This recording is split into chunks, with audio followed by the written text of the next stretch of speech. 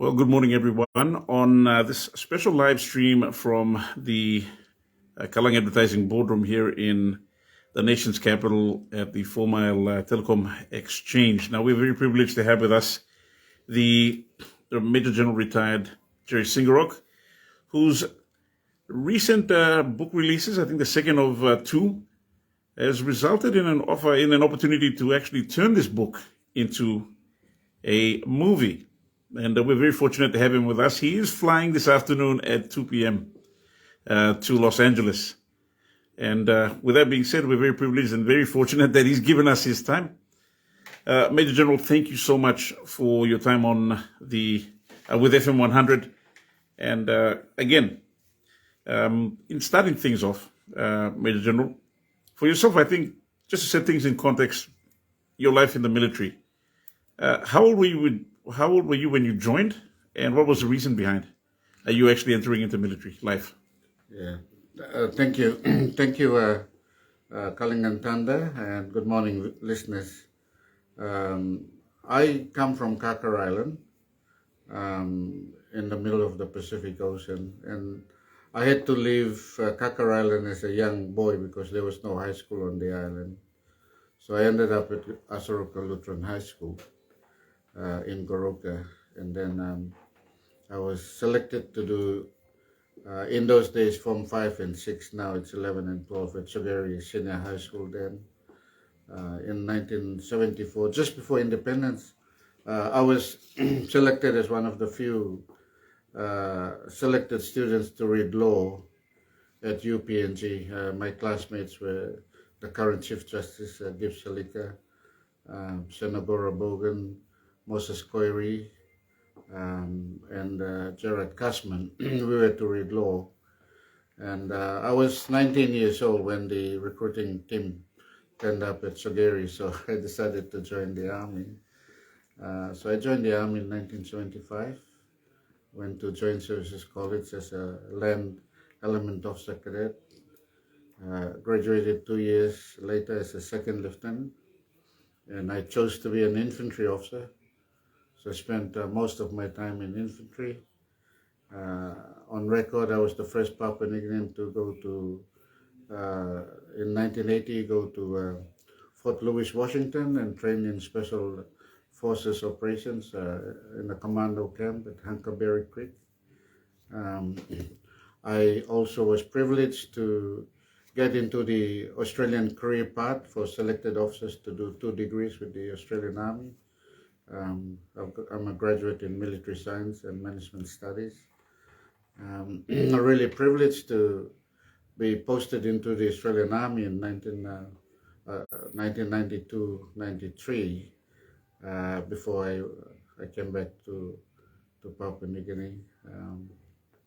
And in 93, I was the operations officer for 1st Battalion, 1st Regiment, Tauranga Barracks. 94, I was Lieutenant Colonel, boss of Tauranga Barracks. I did 3 tours of Bougainville, 1989, as the operations officer for the PNG contingent when the mine was still operating in Panguna mine. In 93, I was the operations officer on Bougainville. In 94, I was commanding officer on Bougainville. I was shot and seriously wounded in Panguna mine, trying to retrieve bodies of a colleague officer and his batman. And then I was appointed Chief of Intelligence, promoted to full colonel in 95, and barely 10 months later, I was promoted once again to Brigadier General and became the commander of the PNGTF. And then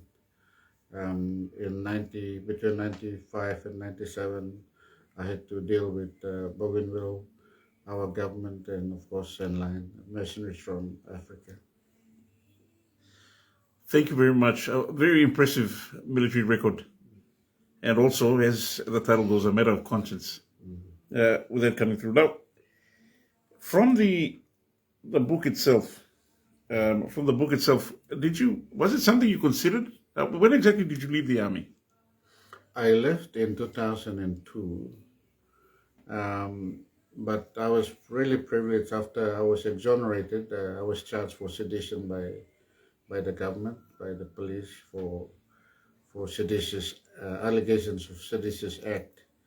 So I was acquitted after 7 years. 2004, I was acquitted, and I was really privileged because of my standing in the academic area and the military. I was invited to be a visiting fellow at Australian National University.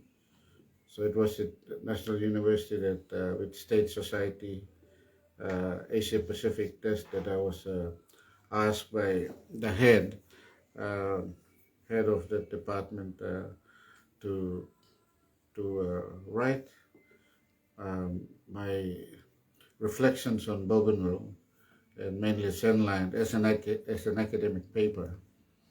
So I was really privileged. Over 20 years, I kept my diaries intact. My diaries recorded just about every person I met, the mood, what happened, and I've been keeping cuttings because as a responsible officer in the Army, both intelligence, commanding officer, and later on commander, it's important to keep extracts of the records of good and bad things, events, so that we're able to account for it one day. Because the prospect of international law conventions about human rights abuses was topical, and it's important for me to represent the state, to cover not only the state but the conduct of soldiers. So I was able to do that. But in 2005, I was able to produce my first draft paper about Senline, and the paper was to become an academic paper. And a mate of mine in Australia has told me, convinced me that this cannot be an academic paper because the whole region knows about what you did. And there's been so much critique. People have branded you a criminal, a corrupt guy, all sorts of names. And I was charged for sedition. I should be in jail, not outside. So he encouraged me to publish the book. And I said I had no funding. So a group of classmates of mine put a significant amount of money together, and I was able to tidy up the book, and with another classmate of mine, Dr. Lance Beat in New Zealand, and we were able to, 2018, put the book together in Australia. And I sent it to another classmate of mine in London. His name is Major Ian Gordon. Spent a long time with the Indian Gurkhas, the Bruneian Gurkhas, and I was Assistant Commissioner of Police seconded from the British Army to Singapore.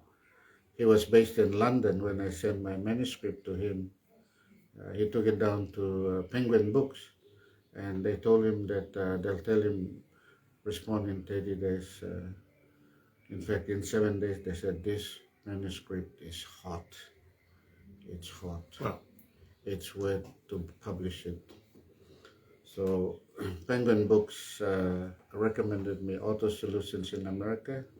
Auto Solutions has a publishing office in Cebu in Philippines, and they have a publishing house in Singapore. So I was able to fly to Philippines and Singapore, sign contracts, and 2022 in March, the first draft came out, and 22 October, the Governor General launched the book. Today the book is viewed on Amazon. Over 1 million people have viewed the book. It's been purchased on e-books, Amazon Books, e-library, Booktopia, all the applications that's selling books. And it's listed, given a rating of 4.5 out of 5 by Kindle Books.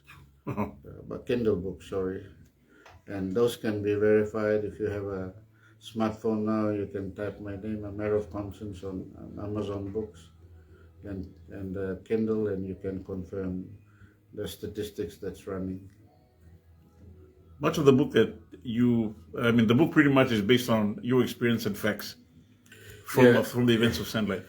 Yeah, there are two parts to the book. The first part is part A. Basically, gives an account of the decision by then Sir Julius Chen's government, which opted to do a quick fix military solution on Bougainville, and hence it subsequently triggered off a series of meetings between myself and government officials in London with Sandline International CEO called Tim Spicer. So I was able to also keep highly secretive, confidential government documents giving directions as to how we can engage. And of course, Sandline, being a mercenary outfit, had to seek assistance from Africa. So they went to South Africa and they had a commercial relations with another company called Executive Outcomes, headed by Colonel Ian Barlow.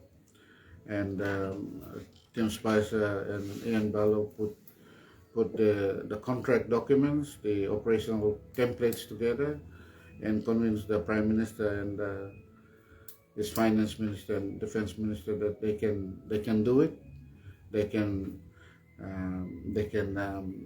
destroy, identify enemy targets, shut down radios in Solomon Islands, and and bring in ex-Soviet attack helicopters fitted with rockets and missiles, heavy weapon system, high-tech, and neutralize the rebels and open the mine, and everything will be like singing and dancing, African mercenary style.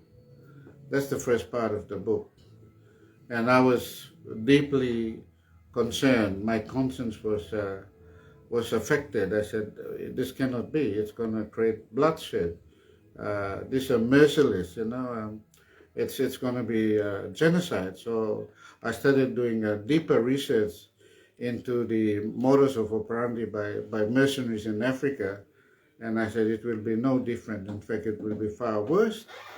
After we had lost 20,000 people on Bougainville on both sides, over 300,000 people were in misery, no freedom, no hope. So we had a government in history, I repeat, in history, in this country, that's prepared to engage a commercial contract to kill its own people just to open the mine. And it was my conscience that said, no, I had to put my career on the line. And I continue to reiterate today what Sir Edmund Beck said, and I quote, "All is necessary for triumph is for good men to do nothing." Okay? All is necessary for triumph of evil is for good men to do nothing.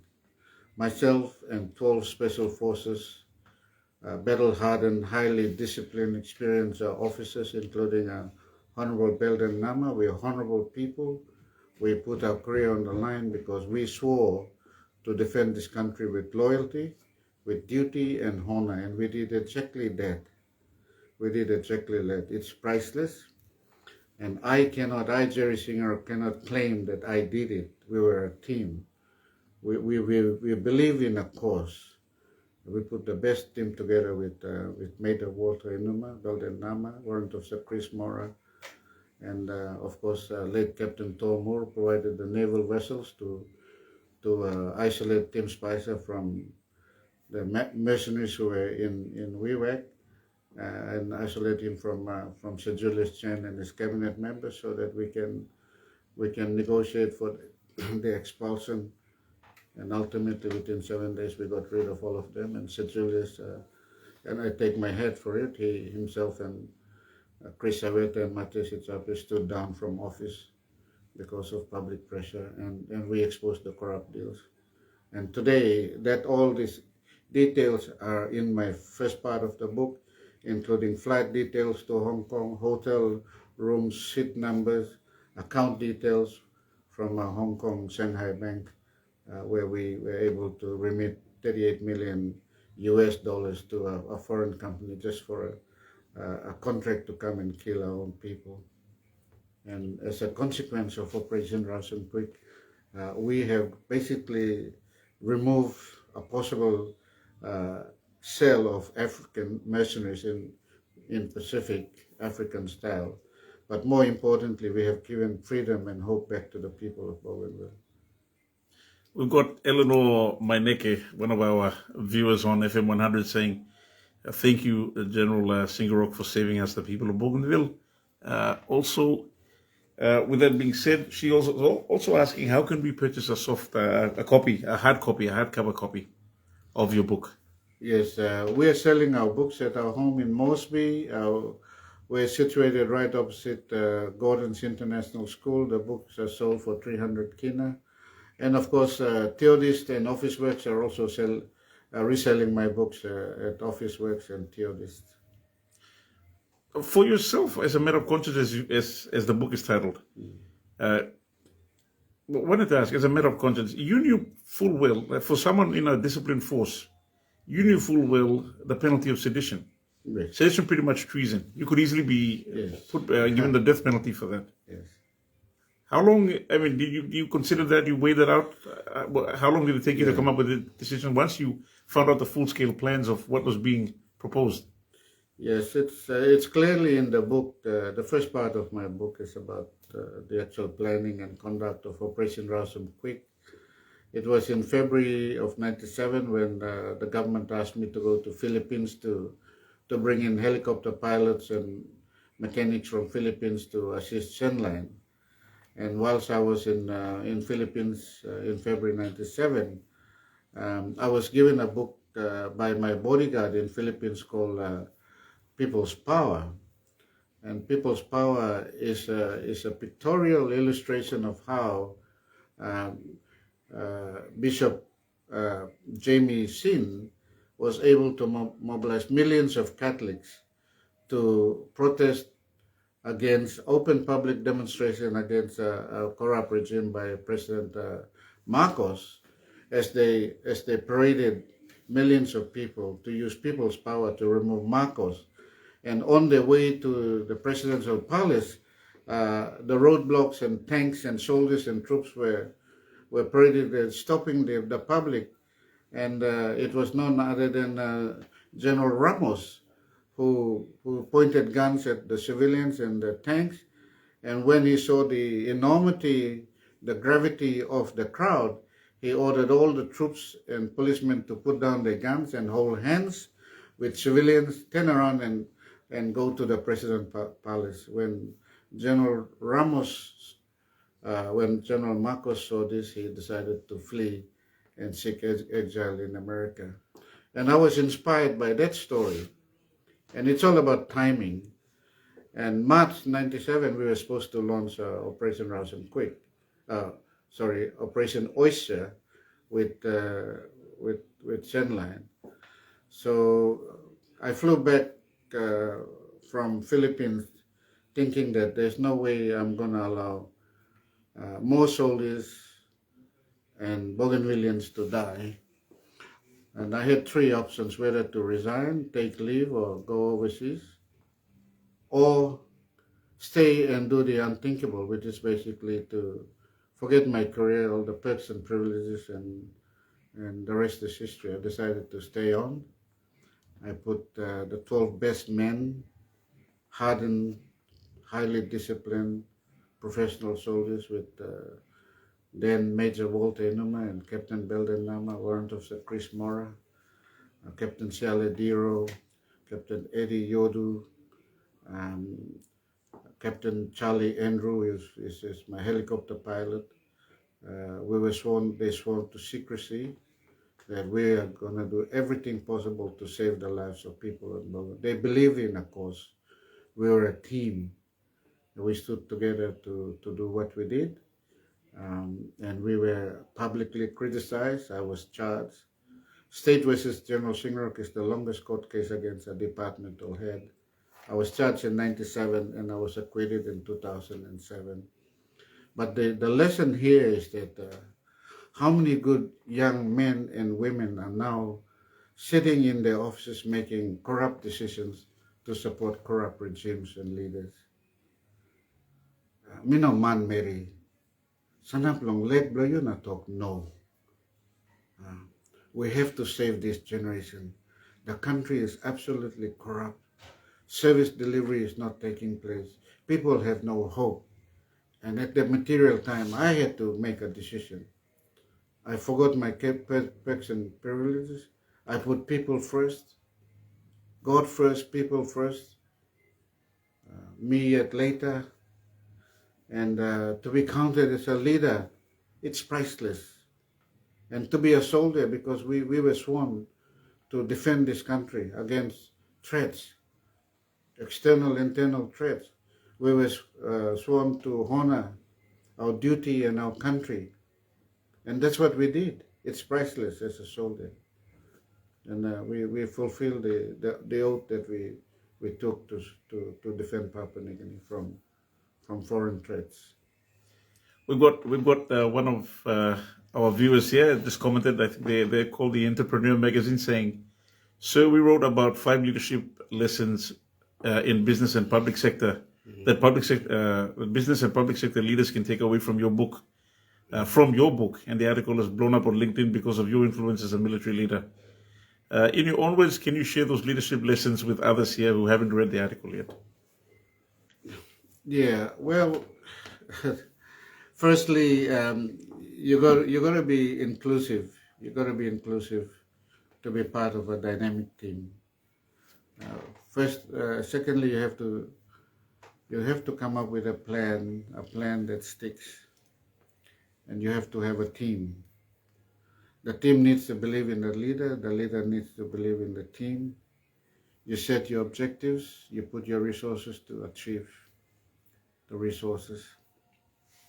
So in doing so, what we did was we were able to put a team together because we believed in a cause. We were able to resource it and ultimately achieve the mission of what we wanted to do. But I have a complete write-up of what I did. So given time, I'll be able to email to whoever wants to be educated. But this is all theory lesson. But you can continue to remind yourself the behavior of leaders.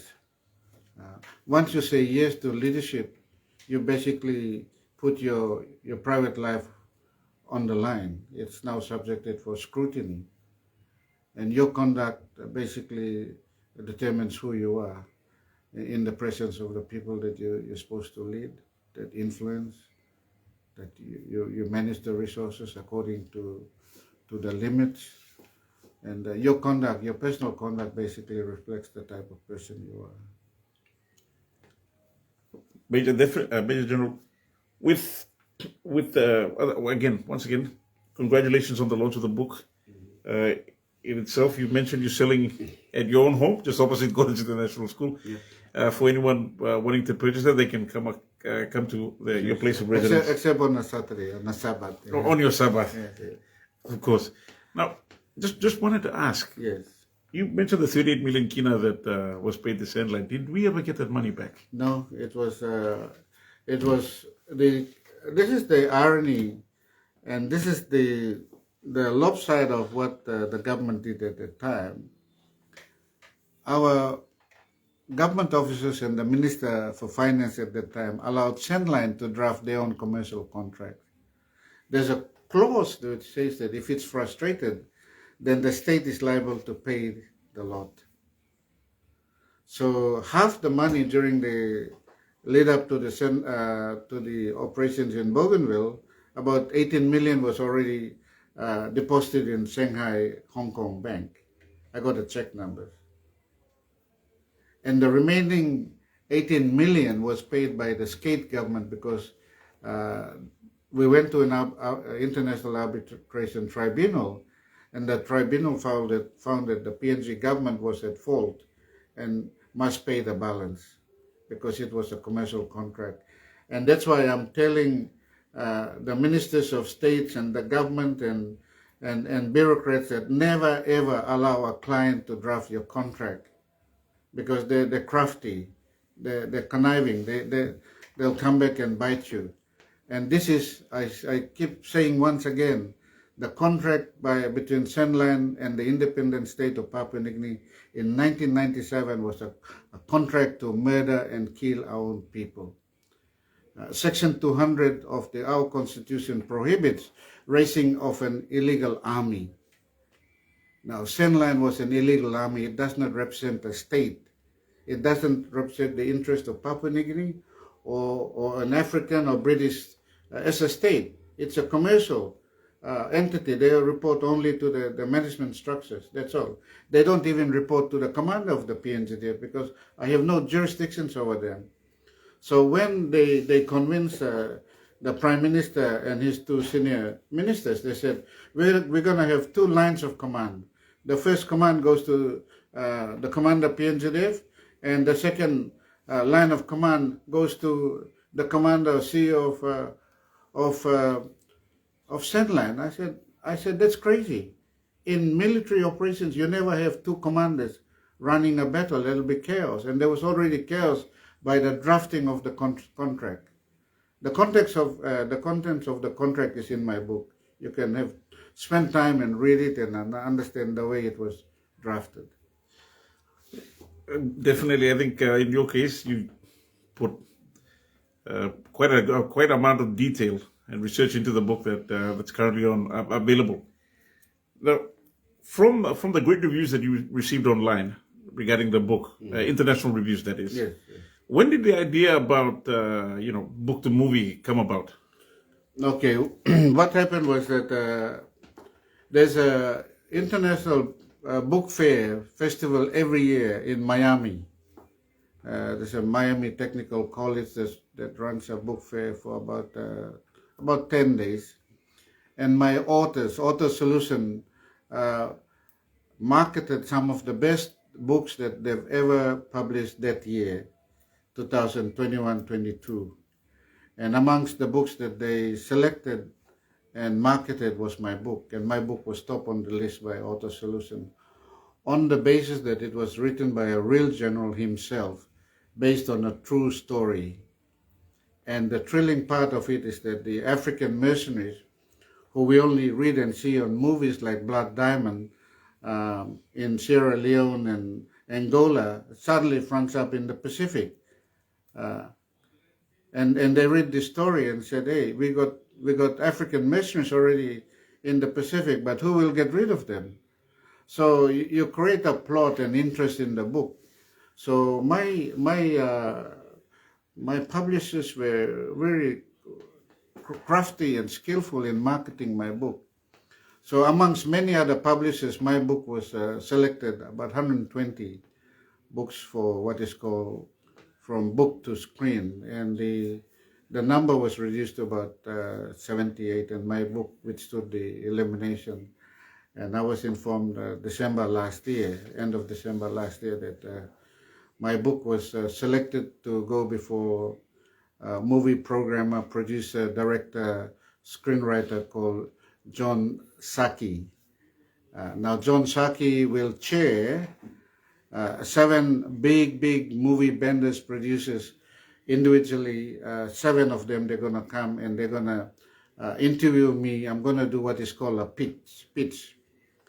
It could go from 2 minutes to 5 minutes to 10 minutes about the highlights of the book. And amongst the 7, if I'm lucky, God willing, then I will secure a significant contract for a production of a movie on Operation Rawson Creek. So I've been really privileged to be connected internationally by some big publishers to tell our story, Papua New Guinea story. And I'm departing this evening for Manila to catch the Los Angeles flight tomorrow morning, and I'll be at Beverly Hills. I'd like listeners to know that I'm carrying the PNG flag. I'm the first Papua New Guinean to enter into Hollywood space. Whether they give me a contract or not, it doesn't matter. The PNG flag will fly on Hollywood for the next 10 days that I'm in Beverly Hills and Hollywood, in Los Angeles.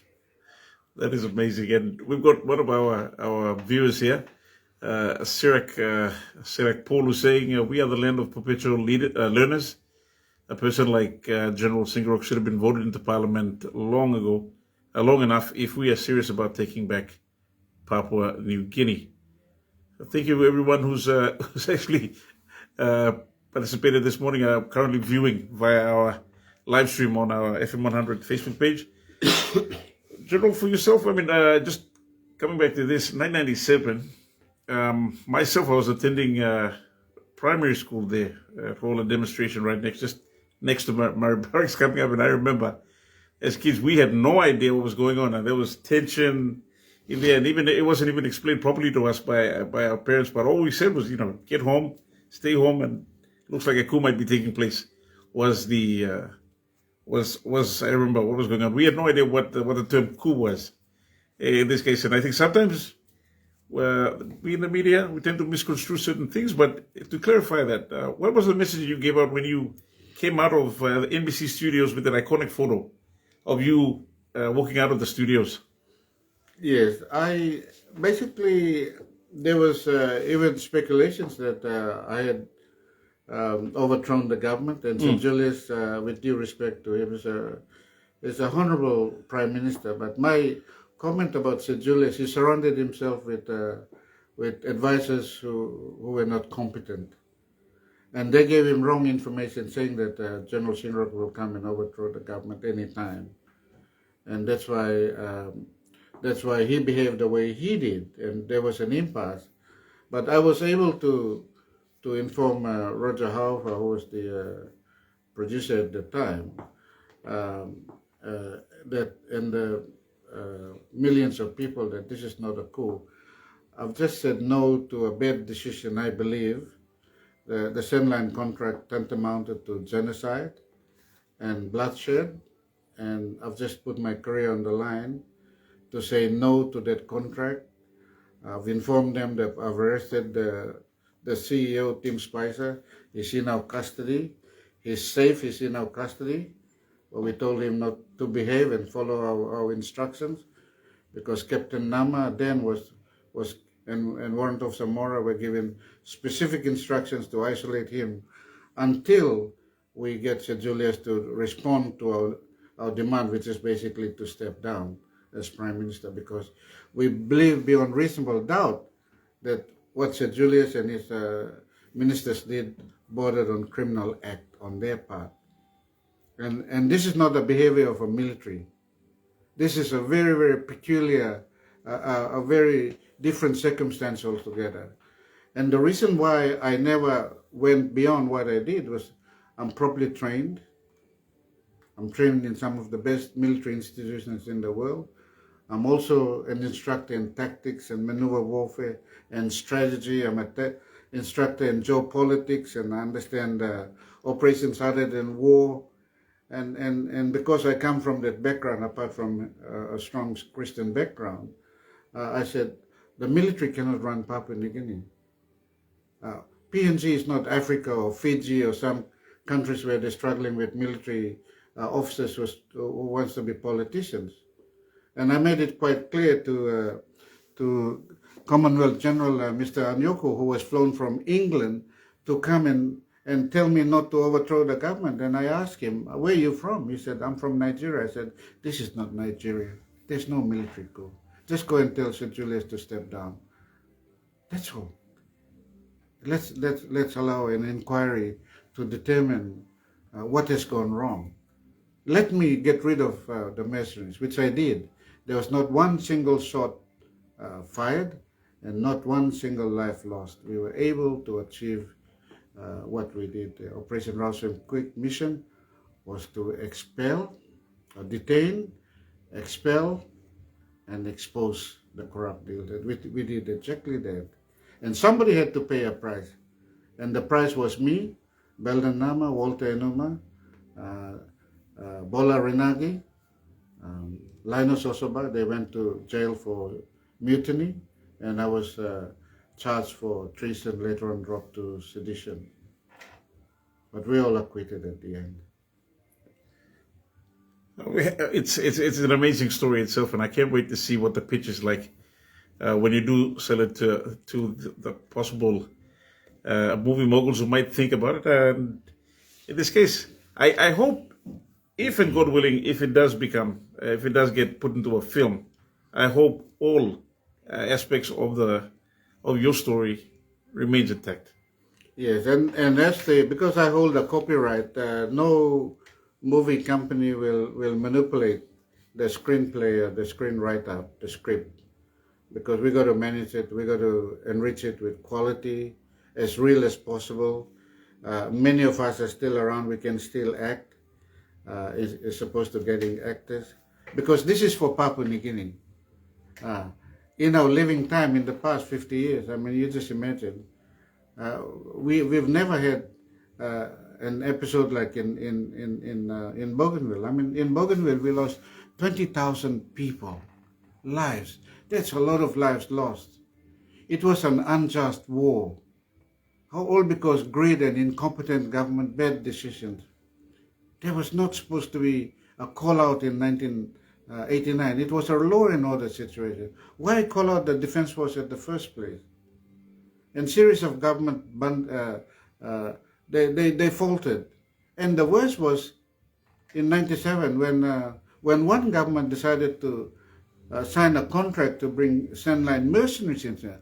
Of all places, mercenaries to come and fight our war using the latest sophisticated Soviet attack helicopters with missiles and bombs, using the latest technology to flush out rebels.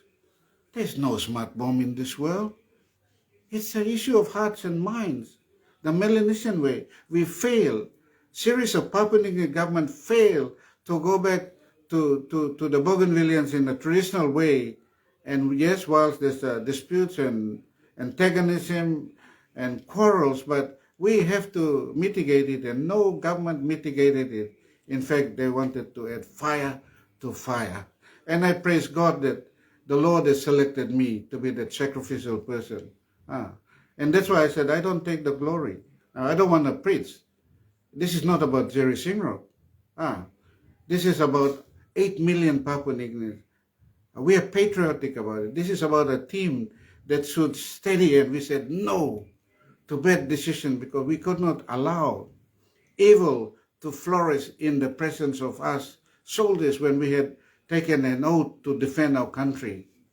That's what we did. We defended our country. It's priceless for a soldier. Whilst you are sleeping comfortably in your house, miles and miles away in the deep ravine, there's hungry men, ugly men, with empty stomachs, crossing rivers, mosquito-infested jungle, snakes, and what? There are sailors out there in high seas, making sure that 8 million people sleep in harmony. That's our task. We were called for duty. And for a government to allow foreigners to kill our own people, it's absolutely criminal, unconstitutional.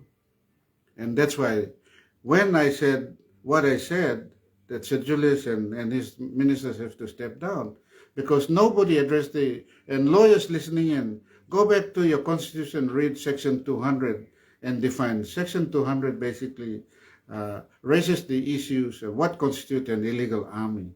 Nobody listened to me at the time. In fact, I was branded as a humbug. I used my power, military power, to do what I did.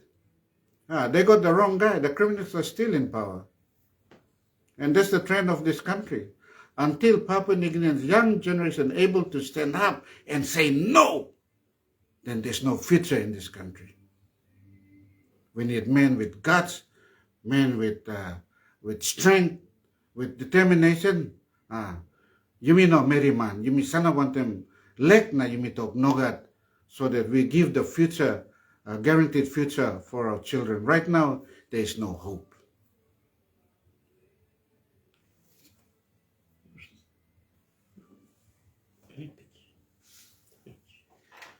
So, final question. General, thank you very much. Thank you very much for your time, and I really appreciate that. But what final question from us? The pitch. How are you going to do your pitch to a possible filmmaker? Okay, my pitch is based on a dramatic scenario. If you can imagine, this is St. Patrick's Day, on 16th of March. A tropical rain had just came and left, The car park of the commander is wet. A pre-arranged meeting for Tim Spicer is to come to the commander's office at 7 o'clock at night. And a vehicle pulls in just before 7, silhouetted in the dark. A 12 Special Forces guys, all highly trained. And the sniper got a sniper weapon with the silencer fitted on. And he's looking through the cross bubbles when the target walks out of his Parado. And the target has a black executive briefcase, tight but firmly tucked under his right arm. And he runs to the commander's office. He runs because it's drizzling. And he walks up to the commander's office and he knocks. He knocks. And the Special Force guys are still concentrating on the target, but it disappears momentarily to the commander's office. He knocks. The door slides open and he goes, "Sorry, I'm late." But when he looks inside, the commander is not inside. Who do you see in the seat, the leather seat? Is a skinny, red-eyed, pistol-packing major called Walter Enuma. He looked like as if he's on steroids. And Walter picks up the SIG pistol and points at Tim Spicer and says, "This is an officer coup." Can I continue? Apologies. We just had a bit of an outage here. Yeah. Thank you, PNG Power. He said, "This is an officer coup." And Tim Spicer is caught by surprise. And he walks towards Belden, he walks towards Walter. And Belden is in hiding with 2 other soldiers in their hide in the commander's office. And Walter yells out, Belden, do something!" And Belden jumps out and rushes towards Tim Spicer, assaults, kicks Tim Spicer in the groin, and holds Tim Spicer on the shoulder, and uses a forbidden Japanese judo throw called ushimata. And Wow. Tim Spicer is thrown up in the air and completely concussed and completely smashed on the concrete floor. And the black executive briefcase is open. Thousands of US dollars are scattered on the floor with secret military overlays, contracts, all around Tim Spicer. Pretty much like his own pompous and arrogant character. As Tim Spicer is whisked by a special force into a SUV to a waiting naval ship, his dreams to make millions in his life was shattered, came to an end then and then. The following day, we announced what the government has done. We exposed the corrupt deals.